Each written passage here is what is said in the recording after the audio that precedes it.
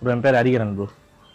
எங்கள் வீட்டுக்கு வந்து இந்த மாதிரி ஒரு 2 டோக்கன் வந்திருக்கு. இது வந்து என் ஒய்ஃப் கிட்ட கொடுத்து என் வீட்டுக்குள்ளே வந்திருக்கு.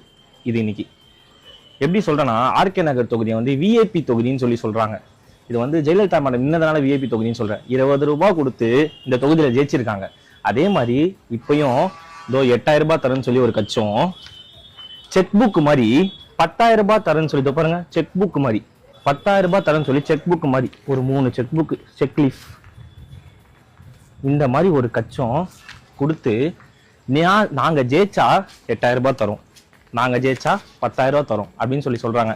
கடைசி வரைக்கும் நாங்க முட்டாளாவே தான் இருக்கணுமா?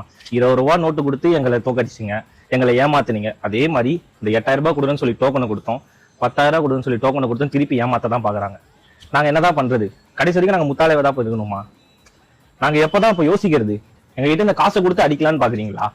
நீங்க நல்லதும் பண்ண மாட்டீங்க. எங்க தெரு வந்து பாத்தீங்கன்னு வச்சுக்கோங்களேன், ஒரு மாதிரி குப்பை. நீங்க நிக்கிற இடத்த சும்மா பாருங்க, ஒரு குப்பை கூலமா.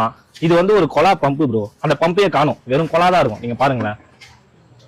கடைசி வரைக்கும் நாங்க இப்படியே தான் இருக்கணுமா? இவங்க 2 பேருக்கு என்னதான் முடிவு பண்றது? நான் இன்னும் எத்தனை நாள் தான் ப்ரோ எங்களை ஏமாத்துவீங்க? இதுக்கப்புறம் நாங்க ஏமாற மாட்டோம். நாங்க எங்க போனோம், எப்படி இருக்கணும், என்ன ஆக போறோம்னு எங்களுக்கு தெரியும். நாங்க வர்றதை பார்த்து நீங்களாம் அலறுவீங்க கண்டிப்பா. இன்னும் கொஞ்ச நாள் தான், ரொம்ப நாள் இல்ல ப்ரோ, இன்னும் ஒரு 3-4 நாள் தான் முடிஞ்சிச்சு உங்க ஆட்டமே. இந்த டோக்கன் எல்லாம் நாங்க வாங்கிட்டோம், எங்க வீட்டுல தான் இருக்குது. ஆனா எங்க யாருக்கு எப்படி ஓட்டு போடணும்னு எங்களுக்கு தெரியும் ப்ரோ.